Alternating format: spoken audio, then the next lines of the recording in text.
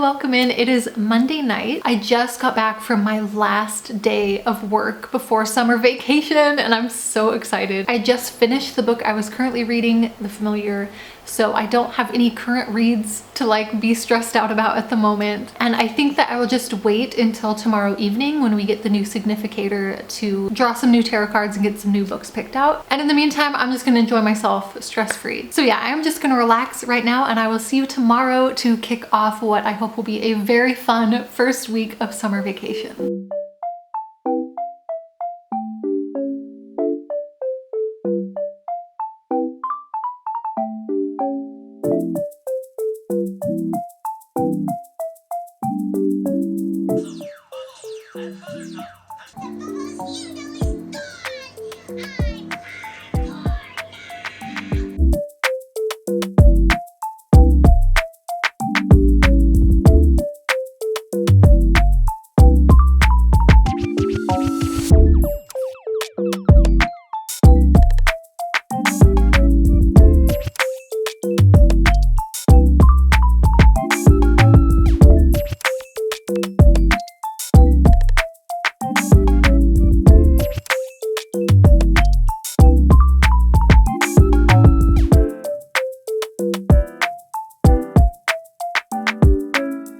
Had such a good relaxing first day of vacation, and I keep saying I'm on vacation. That is an exaggeration. I do still have to work. It's just that the semester at the university isn't in session anymore, so I don't have to go to like in-person events and lectures and meetings and stuff. So now for a couple months I just get to work independently on my own research, which is work, but it does mean that I get to do that from the comfort of my own home or like go on a trip or something. So it's like it's a half vacation, I think. Anyways, we just got this week's team significator, which is the Queen of Wands. And this card art is based on Pele. She is a Hawaiian goddess. She represents a fiery force. The volcano goddess's rages can be destructive, but her blessings are just as powerful. She is the creativity of dance, the nourishment of rich soil, and the chaotic force of an explosion. And the reading challenge for this is a book with a strong female character, which obviously there are plenty of options for. So I'm also going to take a look at the scallywagathon. So I'm thinking I'm going to sail through these sharks over to Mirage Crown, where the challenge is to read a book by an author who shares your same first initial. And I do have on my 2025 must-reads list Kaikei by Vaishnavi Patel, which would fulfill both prompts. I think the main character of this might be a character from the Ramayana, I'm not sure, but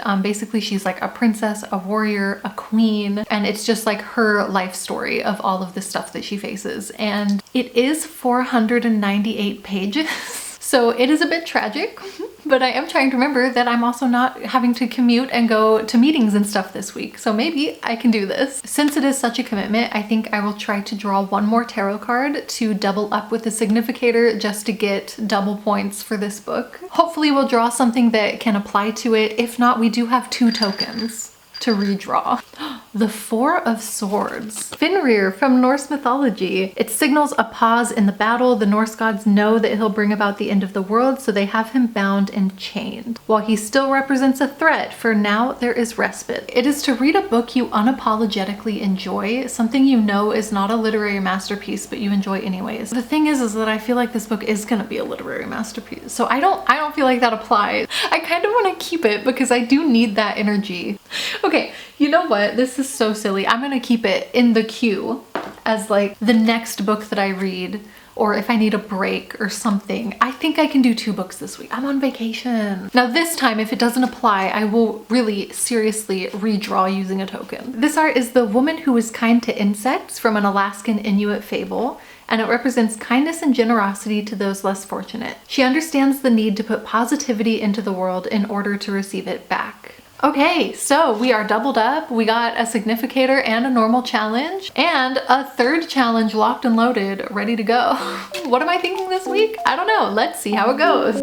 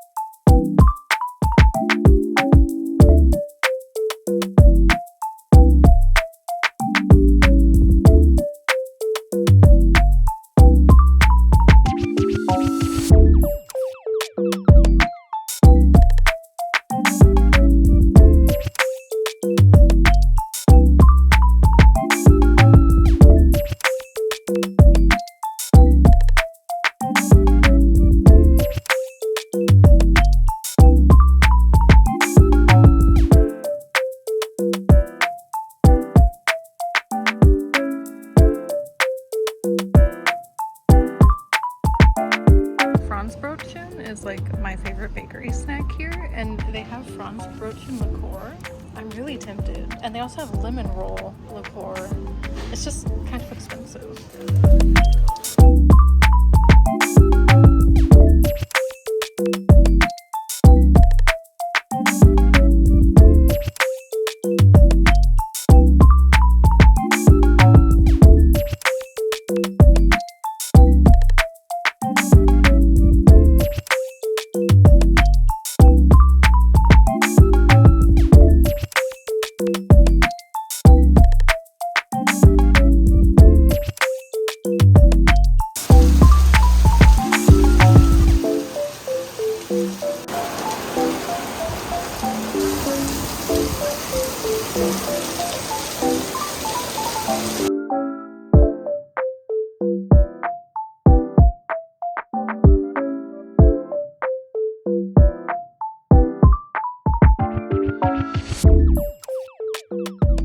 Good morning, it is Sunday now, so it's been a few days, but I'm about halfway done with Kayakei, and I am loving it so far. This is so good, it's unbelievable. It is so much about like politics, but in an interpersonal way. Like it's very much about the relationships and the dynamics between people, and that's like one of my absolute favorite things, especially when it's well done. So yeah, I am really enjoying this. I don't think I'll have any problems finishing it before Tuesday. Like I already can't wait to read more today. But today, since it's Sunday and we're going to be starting a new week, I really wanted to make sure that we're getting that week off to a good start, especially since I'm working from home for the next couple months. Like having a routine and sticking to like a task list is going to be really important. So I wanted to get that started today. I have a to-do list I'd like to commit to and just get the week rolling in this kind of mindset. So I figured we could just do this together. Here's what's on my to-do list. I'd love to know what is on your to-do list for the day if you have one. And yeah, I'm gonna go make a fun little coffee drink and hopefully get started on a productive day.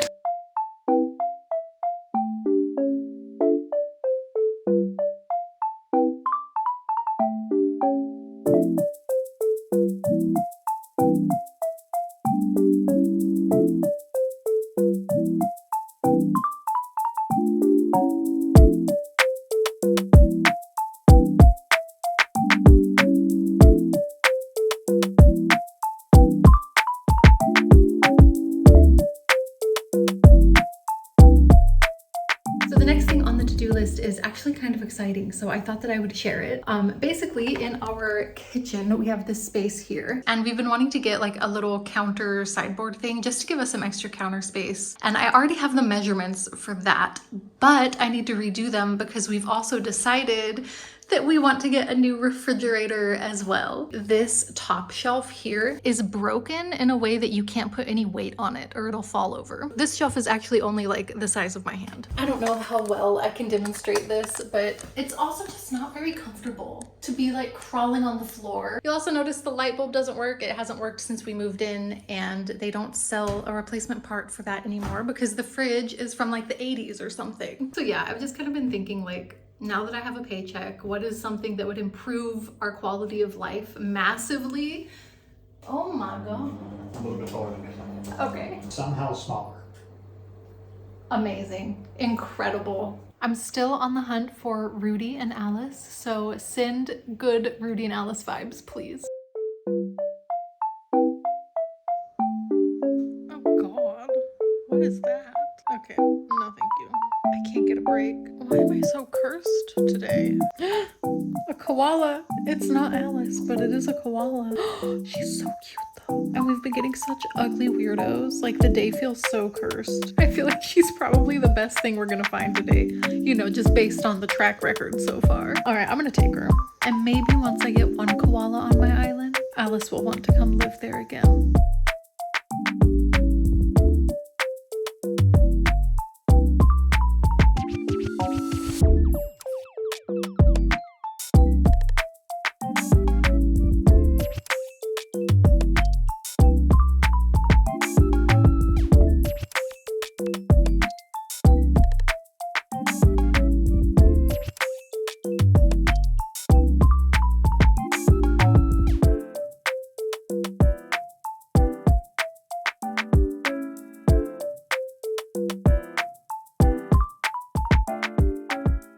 Hello, it is Tuesday now, and yesterday I finished Kayakei, and it was so good. Honestly, probably the best book that I've read so far this year, I think. Like, it was really, really good. I would give myself a third token for how emotionally invested in this book I was. And there are parts that are so sad and like so heart-wrenching. I don't think I'm gonna need any of these tokens after all, because it is the last 3 days of the readathon. We just got the final weekly significator challenge, and it is the Ten of Cups. The card art is based on Julnar the Seaborn from an Arabic folktale. It represents true emotional and spiritual fulfillment. After many hard trials, Julnar finds a happy, loving husband and has a child. Her brother rises from the sea to congratulate her and celebrate her newfound life. And the reading challenge for this, I'm so happy. The reading challenge is to just read a book in your favorite genre, which is already the perfect way to end the readathon, but especially since the other card that I need to fulfill is the one I drew last time, the Four of Swords, which is to just read a book because you want to, because you're in the mood for it, because it sounds good. And I think I'm gonna read the new Kate Alice Marshall book that just came out a couple days ago, or today. Oh my gosh, it comes out today. That's so perfect. This is one of my favorite like YA horror authors. She does a lot of like kind of creepy gothic-y stuff,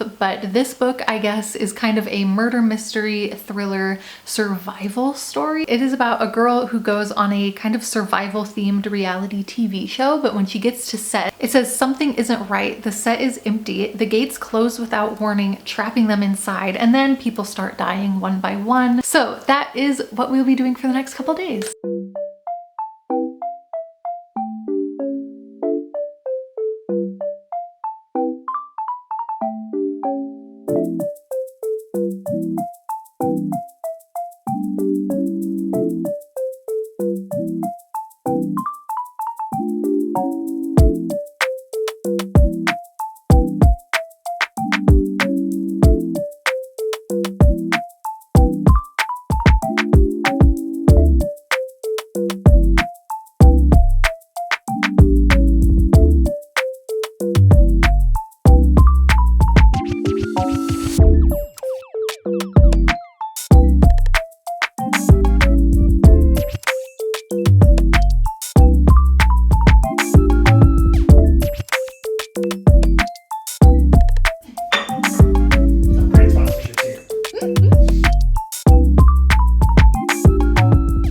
Is so empty compared to the same food in there when it was busting at the seams. Hello, so small change of plans about We Won't All Survive, because my NetGalley copy of this was broken. Last night I just tried to read it and it wouldn't open and the app was not working. So instead I read a graphic novel called Carmilla the First Vampire, which is like a modern day, it's set in New York. It's kind of like a queer vampire murder mystery situation. I saw Lauren from Happy Haunts Library talk about this and it sounded so cool, and I'm glad that I read it. It was really fun. So that fit for the significator and the Four of Swords challenge. So now I was gonna draw for another short graphic novel or like a novella or something, but my NetGalley app all of a sudden works again. So I think I will try to read We Won't All Survive still, but I would love for it to count for some points. So I'm going to try and draw a card that will apply to it. We have 3 chances to redraw it if we don't get one. The 9 of Coins. Card art is based on the legend of the watermelon from Vietnam. It represents success. Hard work and patience have resulted in a successful harvest. And now even the emperor enjoys my Auntie M's watermelons. So the reading challenge for this is to read a book with just one main character or a very small cast of characters. I know that there's a main character, but it's also like a group setting. I kind of want to redraw just to use our tokens. We earned these tokens, right? Like I could find a card that fits even better than this, I think. Using a token. Oh, I love this card so much. It's so beautiful. It's from a French fairy tale called Donkey Skin, and it represents being caught up in your own insecurities. It's to read a book from a genre you don't typically read. That does not fit. I always read horror. Okay, we got 2 more tries. If not, we'll go back to the watermelon one, right? Like, it's doable. Queen of Coins. Okay, I don't know what happened to the second part of this clip. It would not transfer to my computer no matter what I did. It's on my phone. There it is. There I am. But when I plug it into my computer, it doesn't exist. I don't know. But long story short, I drew this card. I tried looking her up online and there's almost no information about her, and I definitely couldn't find a pronunciation guide. So this is my best guess. But her name is Warramuragunji. She's a Northern Australian deity. She has traveled the world blessing her many children. She's always moving, loving, and practical, and she teaches her children how to help themselves. And the reading challenge for this was a main character who is nurturing and cares for people. And at first I was like, well, I don't know. I've never met her. I haven't read it yet. But the synopsis of the book does say that she had saved a bunch of people's lives during a shooting at a mall. Sounds like something a caring person would do. Maybe there's a chance. We're just gonna give it a shot, and it worked out. I finished this yesterday, and the main character, actually, I think it was so interesting, her own relationship to that event and how she sees, you know, herself and her actions of the people that she saved and didn't save. And I think that the entire book actually is an exploration of the idea of caring for other people. Like I said, they're on this like reality survival TV show, which is set up by this rich like podcast bro. His whole shtick is this ideology of like self-sufficiency and like survival of the fittest, and only the toughest, strongest people like only worry about themselves and screw everyone else will survive or whatever. But as this group of people is trying to survive the horrific events of the book, yeah, I think it's really an exploration of how that mindset isn't what allows people to survive. You know, people survive when they create community and care for each other and have like a diverse variety of strengths and weaknesses in a group. You have to rely on each other and take care of each other. And I